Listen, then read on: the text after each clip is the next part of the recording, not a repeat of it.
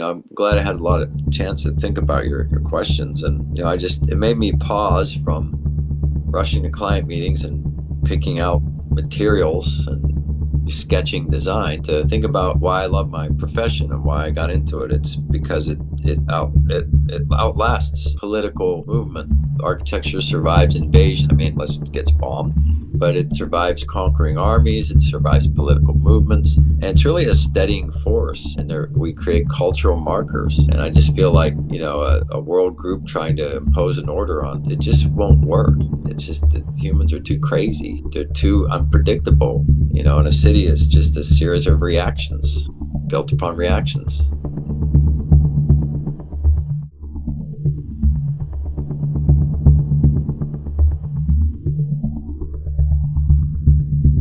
Welcome to another Propaganda in Focus talk.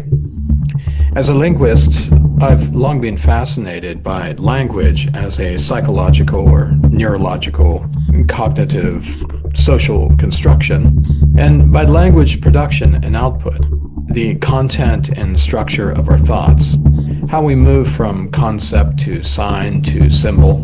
I often argue that language is the very foundation upon which our understanding is constructed. And we can see in the world around us how the materials that we interact with, how they're designed, how they're structured, reflects really how we conceptualize. An example is the computer and how it has become the dominant machine in the machine age. We need only look at the architecture to see how it reflects the thinking of engineers whose metaphors draw upon basic concepts of the human being. The CPU is conceptualized as a brain, software as DNA. Code becomes language. Memory appears in a physical place on a chip. The operating system can be infected with a so-called virus. We can put a computer to sleep. It's only natural, since concepts arise from embodied experience, that the metaphors we use draw upon our understanding of our own bodies. One can also apply this metaphorical understanding to ways of thinking of other things, like the field of architecture, where my guest today is an expert. Kevin Huber has been practicing as a professional architect for decades in Seattle, as well as globally. He brings an interesting perspective to architectural design and what designs say about those who bring their ideas to life in the form of homes and workplaces. Our dialogue today will look at how the physical world, the structures that we make and inhabit, are designed for very specific purposes, which says much about the people in power who fund them and bring them into existence. Welcome, Kevin. Good to see you. Finally Yes. had a chance to talk. It's great to see you, and I'm happy to be here. Thank you. So how's Seattle weather? Is it okay? It's the best there is on the planet, in my opinion. And this month in August, it's the finest place to be. The Oh, Northwest is a beautiful place. so not so much rain then. No, we save that for the winter. Okay. Yeah. Okay. First, maybe we can talk about the dream of the World Economic Forum, the global elites, as they're often referred to, who push the concept of the 15-minute city, which some of us think of as a kind of open-air prison. All of this talk since the coronavirus narrative was rolled out in 2019, it kind of reminds me a bit of Jeremy Bentham's idea of the panopticon. So, considering your practice, what are you seeing in your profession that might Hmm. generate some concern for you? Well, I've thought about this, and I feel like the 15-minute city already exists. I don't think this is some novel idea. I don't think this is anything new. I think the 15-minute city is everywhere. I've spent the last 2 years traveling the globe, literally. I've been in many, many countries and many cities of all sizes and shapes. I have been in all areas of the cities. I am what one friend calls an intrepid traveler. shy away from the city core. I don't shy away from places that travelers would never go if they were vacationing. That I don't vacation, I travel. So, I mean, that being said, the basic tenets of the 15-minute city are everything within 15 minutes, everything you need, your job, your source of food, your shelter, your family, your social spaces. I see it everywhere. Everywhere I go, I found that. I found it more in what people referred to as the developing world, or saw it more there. And I'm just saying I don't see this as anything new. I don't know why it's. I have my ideas about why it's in the news and why it's a thing. Mm. But it's basically planners, urban planners. They're a new thing, and they're still trying to be relevant. Mm. They are born out of academia. Right. They've been around maybe 50 or 60 years, and they're still trying to be a thing. Mm. And they are not a thing. We never thought they were a thing. I mean, you need architects, Right. planners, uh, interface a lot with developers and city officials and bureaucrats and governments. And I think they interface very little with architects and the built world, Mm-hmm. in my experience. I've had dealings with planners. I've seen and I've had meetings with them. I've Mm. had a chance to shape policy and zoning in certain jurisdictions here in Seattle. Mm. And I've had planners come and say, we want you to tell us, vet our plan of what we're proposing for zoning for this city. Mm-hmm. And the city really wants your project. So tell us what you want. Tell them what they want. They come back with something completely the opposite.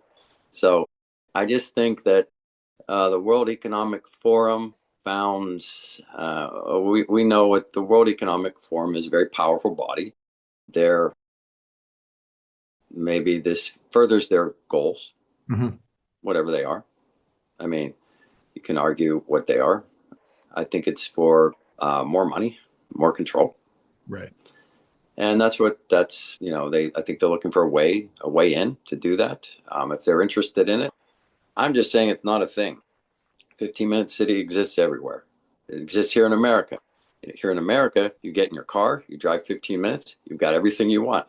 And I know it's not their vision of walking everywhere, but Right. this place is too big to walk everywhere.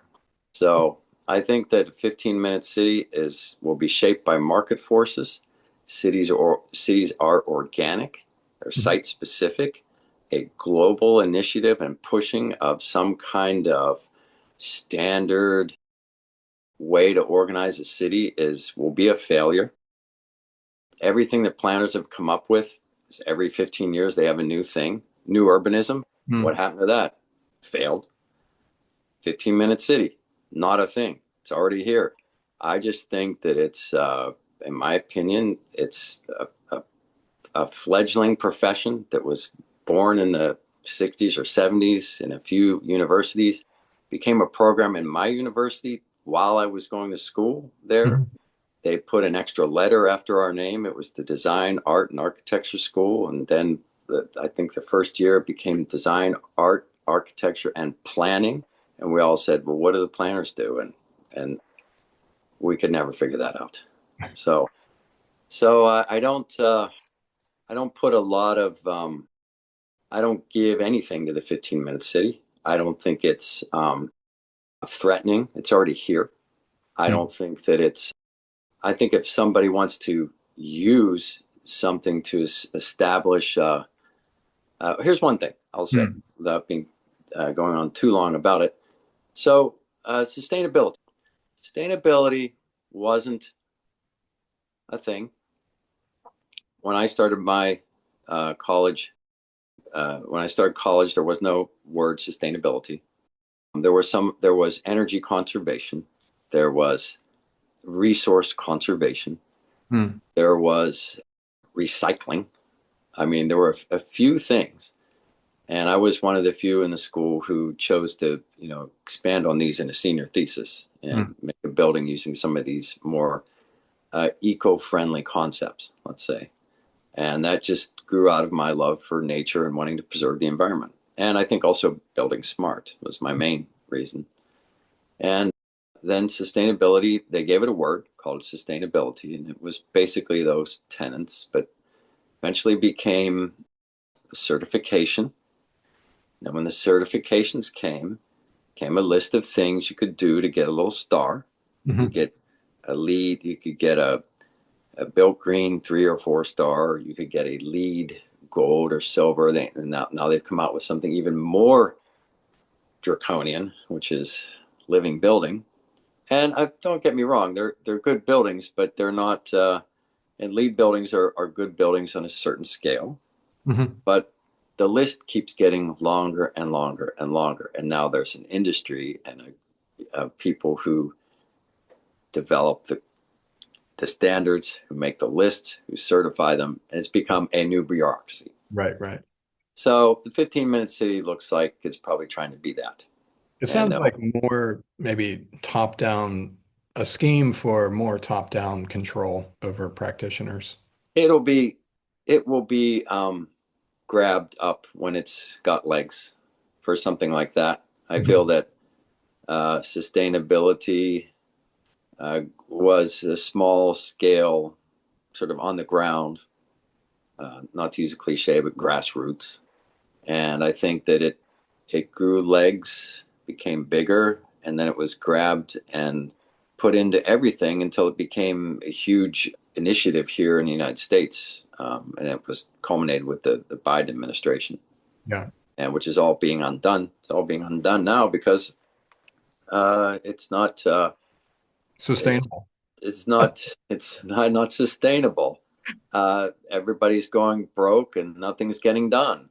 It's just ground everything to a halt with massive bureaucracy. So I feel that if this 15-minute city gets codified and city governments start adopting it, that it'll be another thing like that. And just with the 2030, that was the latest thing.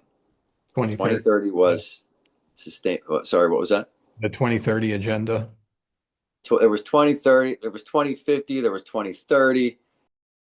So there was this carbon neutral thing. Nobody made it. They're not going to make it.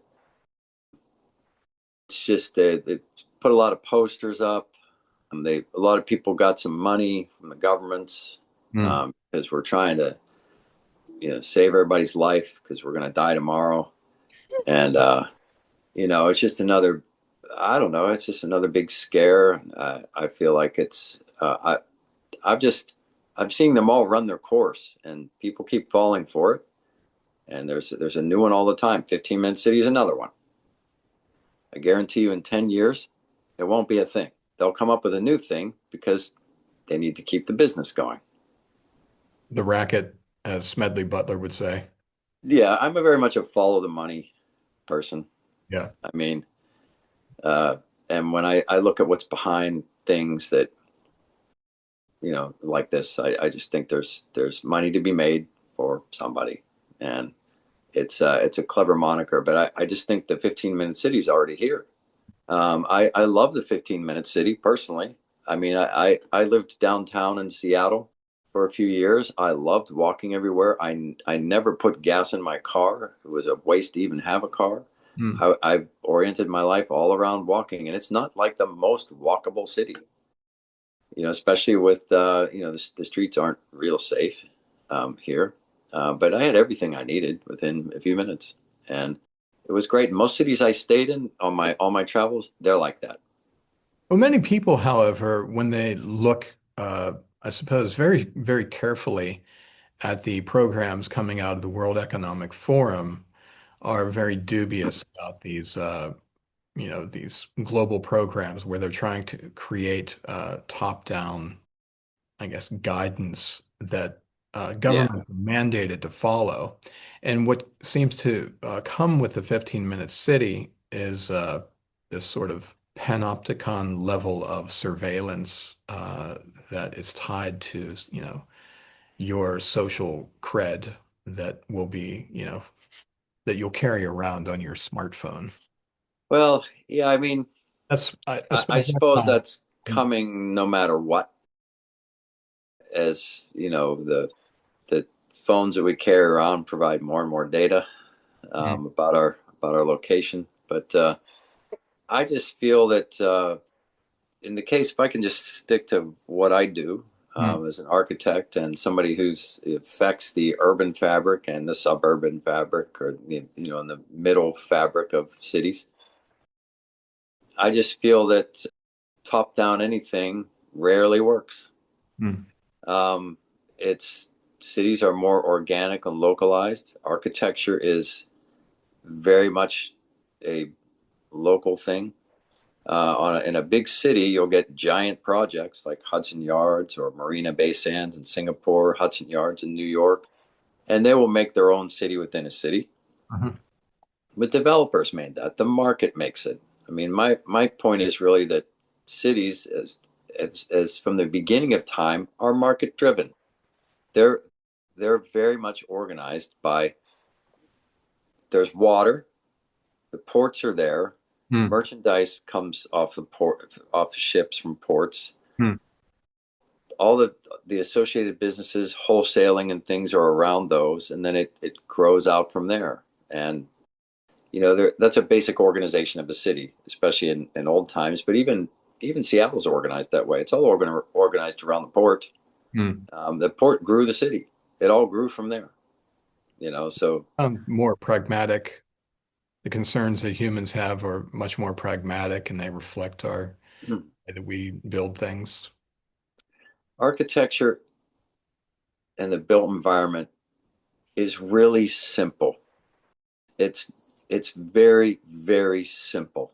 Mm. And some people try to make it complicated, but there are so many things that dictate and influence what you can do. You know, proximity, available materials, Mm. um, the skilled labor force, Regulate. money, uh, uh, labor, you know, the weather, Yeah. you know, everything influences it. Politics, and then people's cultural heritage, most importantly. Mm. And the most important thing is that when you go to a city, you feel I travel because I like the different cultures, and I like to see how they do it. Mm. And I'm amazed because I'm hyper aware of it. I drink all the details in and the operation of this. I just like to see how people live Mm. and how things work. Yeah. And I just if you have some sort of global initiative for a 15-minute city, I just think it's the dumbest thing I've ever heard. It's never going to work. It's a failure from day one globally.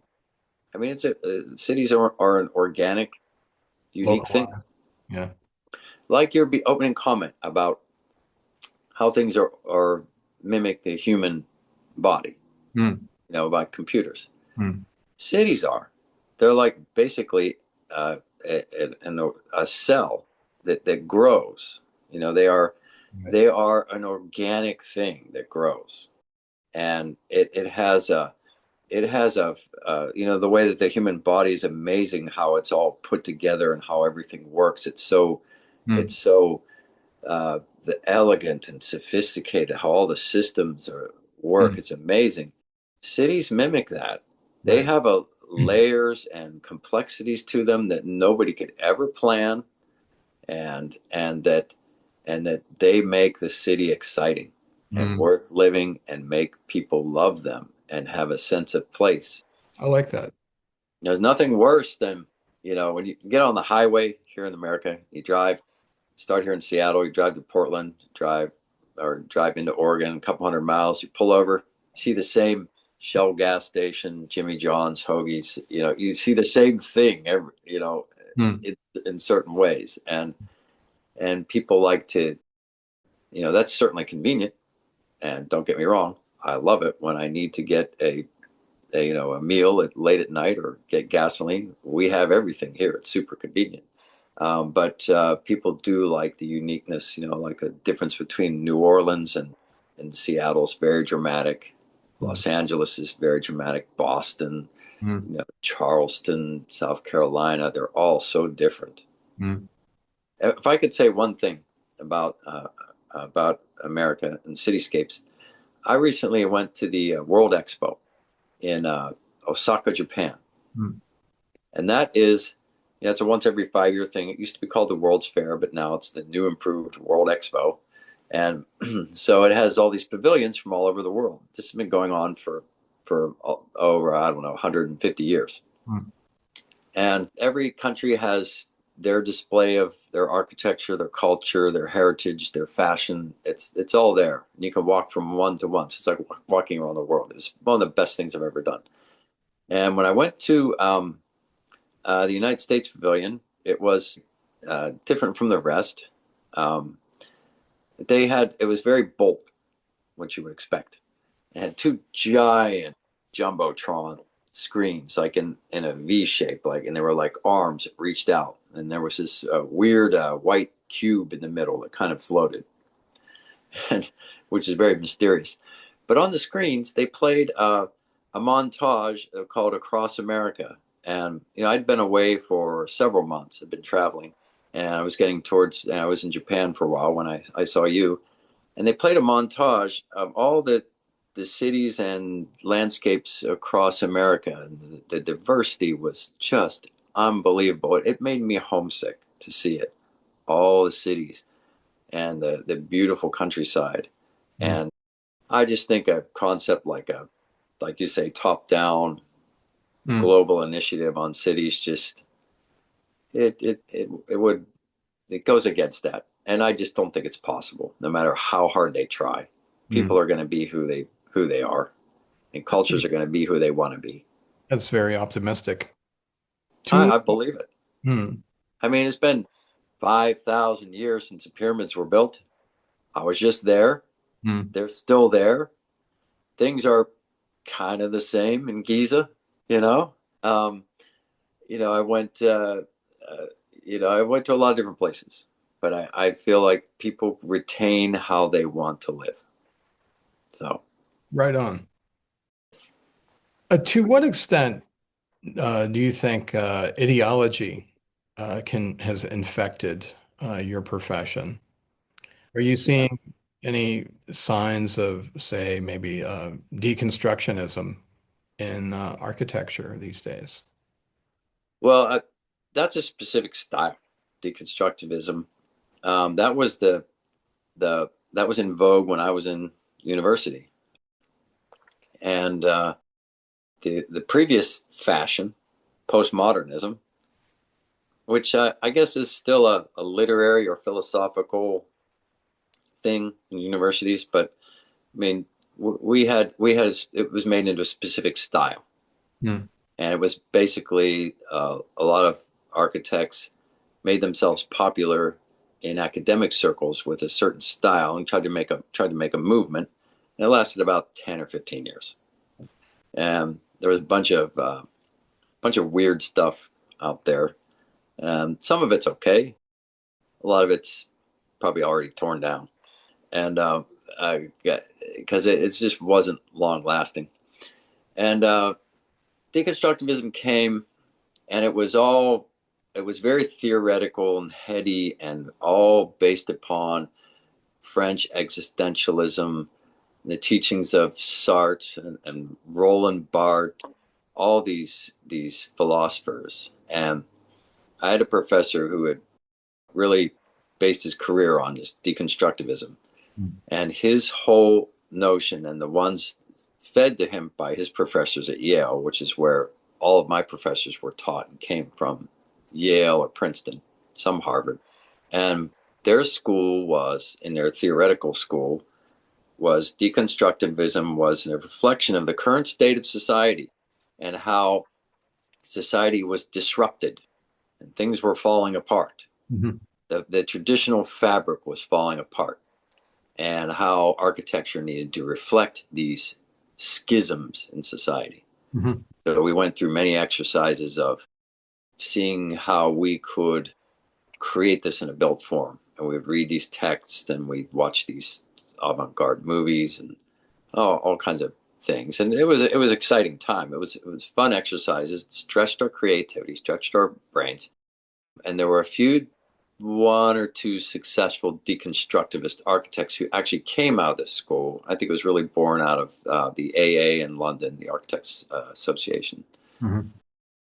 That was Zaha Hadid, famously labeled a deconstructivist architect. Just an extraordinary, no matter what style she would have. She was an extraordinary talent, Mm. very, very talented architect. Again, that's something that never really caught on out in the profession. Some of the ones made by the professors were complete failures. They were mostly adopted by universities who wanted to kowtow to these luminaries Mhm. who were from Ivy League schools Mm. in a way that they thought would attract, put them on the map and get them in the club. And they were, they didn't go anywhere. It just doesn't, people, architecture is made to create order. And if order is breaking down, we're there to fix it. We're there to help things. We're Mm. not there to mimic things. Right. Mimic a society. What are we mimicking? A riot? I Right. mean, Yeah. I just found that this was, and I wasn't really aware of this at the time because I really didn't have any exposure to Marxism, or I had very light exposure to what the tenets of Marxism were. We were not taught it. We were taught that it didn't work. We were taught to hate communism. Taught to the commies were the enemies. I mean, I Mhm. grew up during Cold War, Mhm. and so I never even bothered. I never read the book. I just I know who wrote it. I know that's what the Soviets believed. They were, and I watched them fail. Went behind the Iron Curtain while they were in power. I saw how the people there lived, and everything they said was true. It was all bread lines and dark cities. So when I started to see all the crazy Marxist protests recently, I think that this kind of rebelliousness, I want to call it, or just basically they've gotten into full a next generation of Marxism in the schools, is really taken a hold. And I see what the beginnings of this when I was in school with deconstructivism, this disorder, Right. celebration of disorder, Chaos.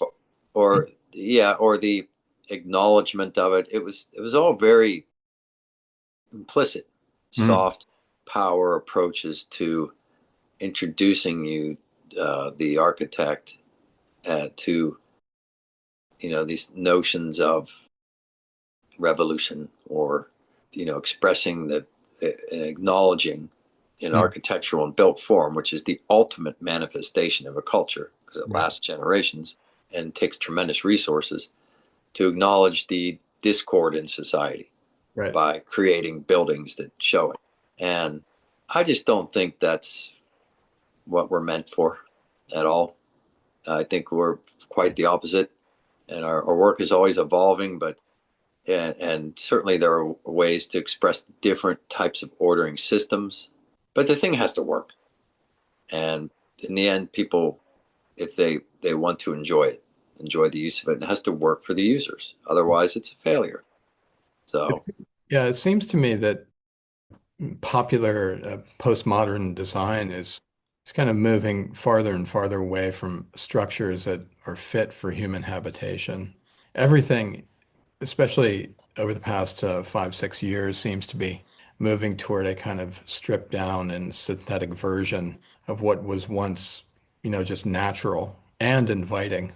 And I'm Hmm. wondering, do you have any sense that your clients are aware of something larger going on and maybe a societal move toward maybe the abstraction of everything? And then, uh, I wouldn't say clients are.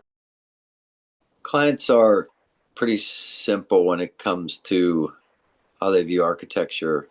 I mean, especially when you get to the scale of a home, it's like they're not focused on any high concepts usually. And then it's more, I think you're talking more of like civic or public institutions. And I'll tell you one thing I didn't tell you. Talked about the profession, and do I see any trends in profession of ideology? And I kind of got on a tangent, but this does relate to this. Recently, I was a member of the AIA, American Institute of Architects, and I went to an awards ceremony, and I've gotten a lot of emails, blasts from them, and I've seen their declaration of goals for the next year or just things like this. And they're all heavily, heavily into what you'd say ESG and environment, Mm. sustainability, and governance.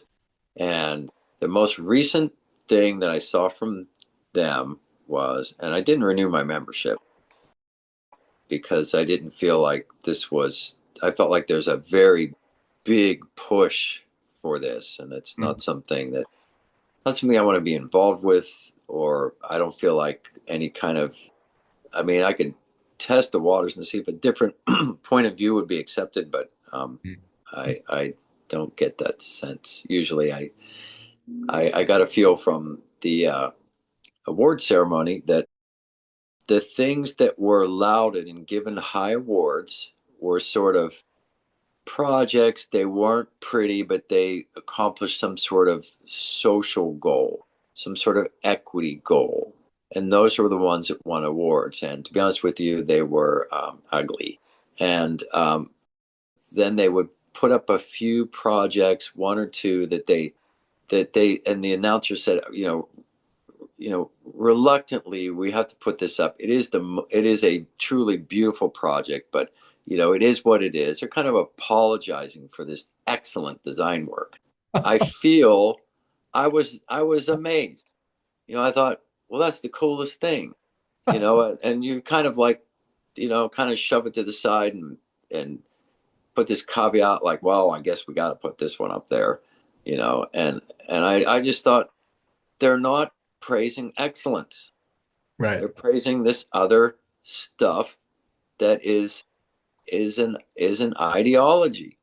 It's ideological. And yes, these things are important. Uh, Housing, you know, what you call low income housing or public spaces, they are important. But these were design awards, not civic awards. These are, these just, and these things were ugly because the community designed them. They were Right. communal design, recipe for failure. I mean, you have to follow a strong vision. Being an architect is being a leader. Mm. It is a leadership position. You lead everyone. You lead all the other disciplines. You lead the client through the process. You lead your users through the building. You think way ahead of them, what they're going to need, put everything in the right place, and then put it all in stone and leave it up for a couple of hundred years. That is what the job is. And so having a community design isn't good.